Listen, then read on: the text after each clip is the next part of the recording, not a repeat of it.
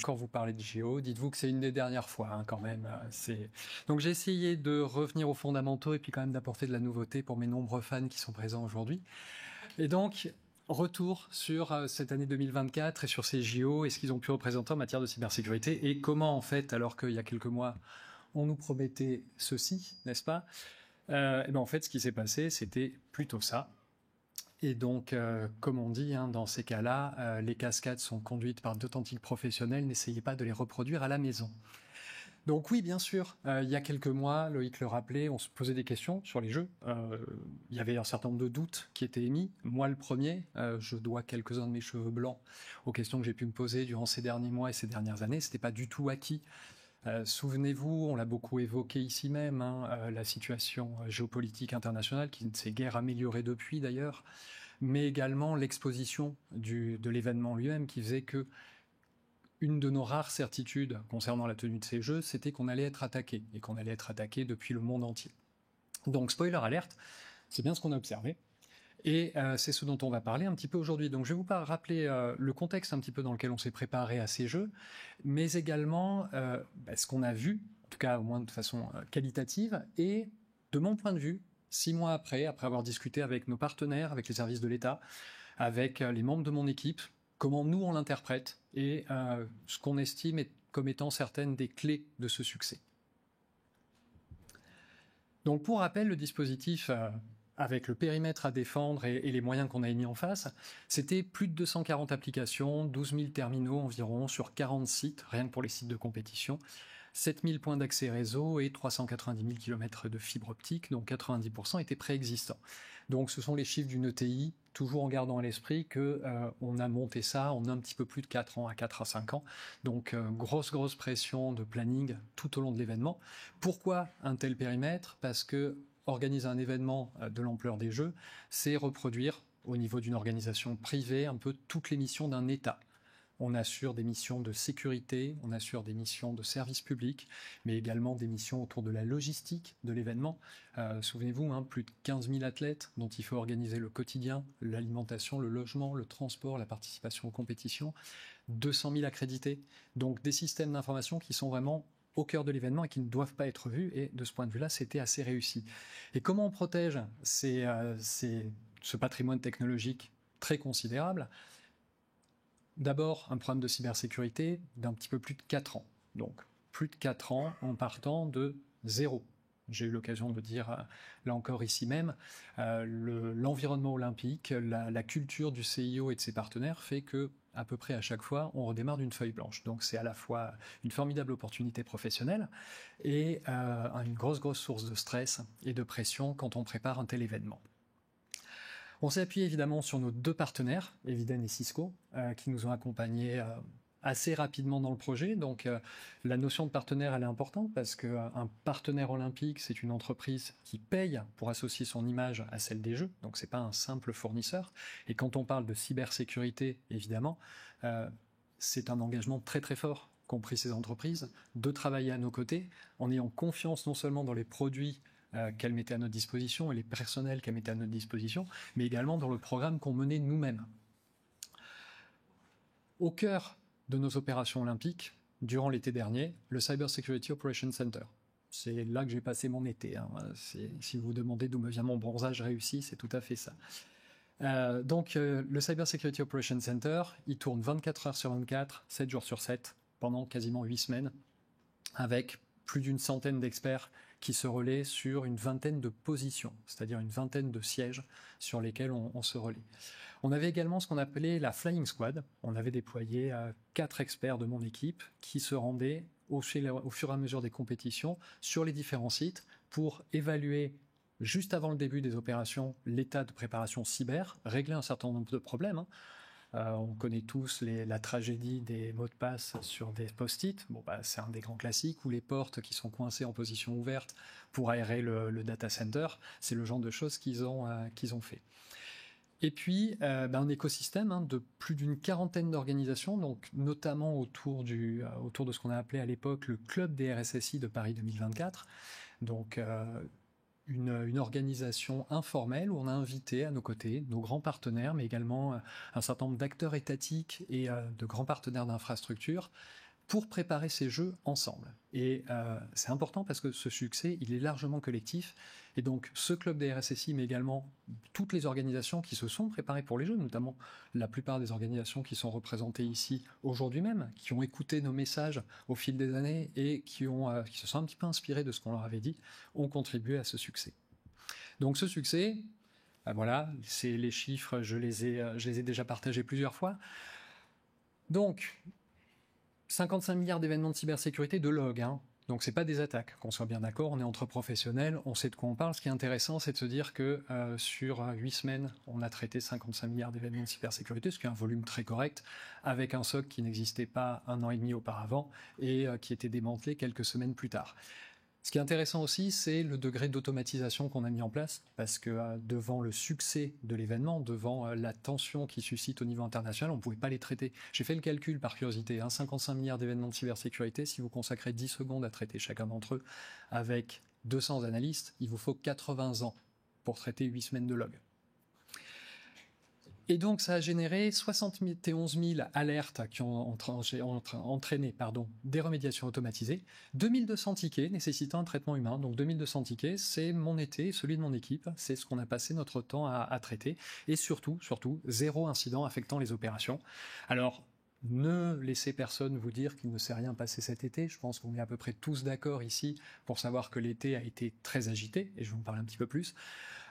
Ça donne un petit aperçu, là aussi, les chiffres qui sont sur la droite, c'est le volume de tickets qu'on a pu traiter, donc d'une part durant le premier semestre de l'année 2024, d'autre part durant l'été. Donc vous voyez qu'on a généré autant d'activités sur nos 2 mois effectifs d'opération que sur les 6 mois précédents. Avant, on n'avait pour ainsi dire pas de système pour auditer ce genre de données. Et sans grande surprise, malgré tous les efforts qu'on a fait, c'est clairement les Jeux Olympiques qui remportent la médaille de l'attention suscitée auprès des hackers de tout poil. Donc, les tubes de cet été, les menaces qu'on a observées, nous, nos partenaires, notre écosystème, que vous reconnaîtrez, je l'espère, hein. Premier, c'est la hausse des attaques contre l'ensemble de l'écosystème. Plusieurs témoignages de nos partenaires nous confirment qu'ils ont vu un niveau d'activité totalement anormal pour l'été, voire par rapport à leur volume d'activité habituel. Donc, on a eu des alertes, on a eu des logs qui correspondaient à des activités malveillantes de tout type. Ça, je pense que vous l'avez tous en tête. Les opérations de déstabilisation et d'influence. Donc n'oublions pas que l'été et le printemps ont été le théâtre d'un certain nombre d'opérations. On pense à l'affaire des cercueils au pied de la Tour Eiffel, à l'affaire des étoiles de David, à l'affaire des mains ensanglantées. Donc ce ne sont que quelques-uns des exemples de déstabilisation qui sont sans doute à rapprocher. Alors c'est évidemment pas des événements cyber. On est sur des événements d'influence. Mais il y a sans doute une corrélation entre le théâtre d'activité cyber et ce réel. Moi, lorsque je discute avec mes équipes, lorsque je discute avec les partenaires qui se tenaient à nos côtés, l'un des messages qui ressort, c'est que on a très certainement eu affaire à des acteurs extrêmement déterminés qui ont pris pour cible les systèmes clés des jeux de leurs grands partenaires quelques mois avant l'organisation des jeux pour se prépositionner, et que sans doute on les a repoussés, et que sans doute ils se sont rabattus progressivement par cercles concentriques vers d'autres organisations, peut-être moins proches des jeux, potentiellement plus vulnérables, mais avec moins de temps pour les attaquer. Et moi, c'est une des meilleures explications que j'ai entendues aujourd'hui pour ce qu'on a pu observer cet été. Au-delà des opérations de déstabilisation et d'influence, on a eu du déni de service, que tous ceux qui n'ont pas été attaqués suite à l'arrestation de Pavel Durov lèvent le bras. Merci, c'est bien ce qui me semblait. Donc beaucoup de DDoS, on n'a pas attendu effectivement l'arrestation de M. Durov pour en voir énormément. Le fait est que sur un événement de cette ampleur, vous vous doutez bien qu'on avait souscrit à des services de très haut niveau et que le DDoS n'a jamais été réellement un problème. Ça n'a pas empêché les bad guys d'essayer. Les intrusions physiques. Là, on est dans le dur. Certains d'entre vous ont peut-être entendu nos témoignages sur la cérémonie d'ouverture et le jour J. La réalité, c'est qu'on a observé des tentatives d'intrusion physique sur nos propres systèmes technologiques, donc l'accès à nos infrastructures de télécom et donc à nos réseaux derrière et à notre capacité à opérer et donc à délivrer les jeux. Mais on n'oubliera pas également les attaques contre nos amis de la SNCF le jour même de la cérémonie d'ouverture. Et pour rappel, la SNCF n'est pas juste un opérateur ferroviaire, c'est aussi un opérateur critique concernant les télécommunications. Phishing et spear phishing, là aussi, on en a tous vu durant l'été. En matière de spear phishing, c'est l'un des 2 exemples où nous, on a découvert des IOC qui suggèrent l'implication d'un acteur numéroté. Donc, intrusion logique et vol d'identité, c'est bien simple. On a passé les 12 mois précédant les jeux à surveiller le password spraying sur nos infrastructures, en permanence. Et vous savez comme moi que le password spraying a repéré quand on a plus de 10 000 comptes à gérer 10 000 identités, ça commence à être touchy. De manière générale, là encore, à rapprocher du phishing, à rapprocher de l'intérêt généré, il y a eu des tentatives de pénétrer dans nos systèmes et dans ceux de la plupart de nos partenaires. Et d'ailleurs, on a également observé des tentatives de compromission de la chaîne d'approvisionnement avec, là encore, un partenaire qui a découvert des des indicateurs de compromission qui suggéraient un second acteur numéroté. Donc, l'un dans l'autre, on ne s'est pas ennuyé. Comment on en arrive là? Comment on en arrive à ce que, malgré ce panorama de la menace, ça se passe si bien et qu'aujourd'hui, je puisse seulement vous parler des attaques dont on a entendu parler et pas du tout des événements qu'on a subis durant l'été? Nous, on avait construit notre stratégie, on avait beaucoup communiqué sur ces trois notions d'anticipation, d'expertise et de coopération. Anticipation parce qu'on a commencé à travailler très tôt sur le sujet, expertise parce qu'on a essayé toujours de nous entourer des meilleurs, et coopération parce qu'on a essayé de jouer notre moteur de locomotive dans un écosystème en se disant que les jeux seraient un succès collectif ou ne seraient pas. Bon, les clés du succès, je l'ai évoqué, il y a 4 ans et demi de travail déjà. Bon, le premier point, c'est je pourrais passer littéralement la soirée à vous expliquer tout ce qu'on a fait pour en arriver là. J'ai essayé de retenir quelques éléments qui me paraissaient intéressants. Déjà, il y a la mobilisation de l'écosystème. C'est une des grandes réussites, et je pense que certains des partenaires sont d'ailleurs là et ne diront pas le contraire. Le travail que nous avons mené aux côtés de l'ANSSI, mais également par nous-mêmes pour mobiliser l'écosystème, non seulement les gens qui travaillent directement avec nous, mais également les organisations qui étaient associées à l'image de la France et des Jeux, a été extraordinaire, et il a fait qu'aujourd'hui encore, je reçois des témoignages de nombreuses organisations qui se sont mises en ordre de marche à l'occasion des Jeux et qui ont contribué à ce succès. Et donc, on a, à notre façon aussi, contribué à cette mobilisation, on a participé, même si, in fine, ça vous appartient à chacun de vous.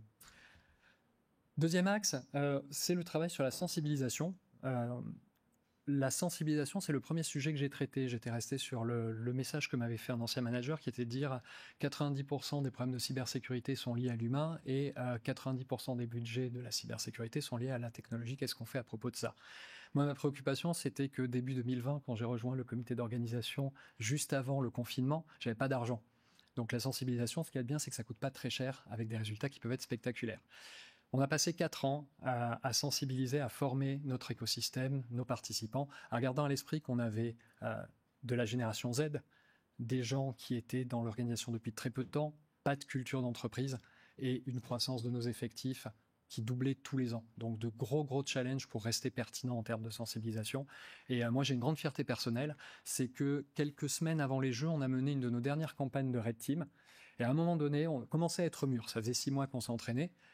Et à un moment donné, les hackers n'y arrivent pas, on décide de passer en Assume Breach, ou juste avant de passer en Assume Breach, on lance une dernière campagne de spear phishing, 10 cibles, c'est trié sur le volet, des mails sur mesure. J'ai reçu 4 signalements et j'ai eu 0 clic, et j'avais bloqué le lien malveillant en automatique avant même qu'il ait été fini de lire par tout le monde. Donc ça, c'est pas mon travail, enfin c'est le fruit un petit peu de mon travail, mais c'est surtout le travail de mes collègues. La sécurité dans les projets. Alors on n'avait pas une organisation agile au sein du comité, on avait un impératif de livrer, on était très réactifs, mais on opérait selon le cycle en V. Il n'empêche qu'on a toujours travaillé d'arrache-pied, à accompagner tous les projets, à se poser en partenaire des directions métiers et de nos collègues de la DSI, et qu'on sait de cette façon-là économiser bon nombre des problèmes qui auraient pu survenir durant les Jeux. En réalité, on a tué dans l'œuf beaucoup de problèmes qu'on aurait pu rencontrer. La cybersécurité offensive. Ça, on est dans l'événementiel, et ça, je pense que la prochaine fois qu'on accueillera une Coupe du Monde, quand on accueillera un grand sommet international, dans une telle temporalité, la cybersécurité offensive, elle est essentielle. Programme de bug bounty, red teaming, exercice en tout genre. On était affûtés, extrêmement affûtés durant les Jeux, et ça a payé. Et puis, l'humain. L'équipe du CSOC, du Cyber Security Operations Center, de grands professionnels, certains des meilleurs experts des maisons Eviden, Cisco et de quelques autres de nos partenaires, et puis des gens qui se sont motivés, qui ont donné le meilleur d'eux-mêmes pendant 4 ans. et qui ont accompli un travail tout simplement exceptionnel. Et c'est pour ça que j'aime bien finir en leur rendant un petit hommage, messieurs, dames, pour mon équipe.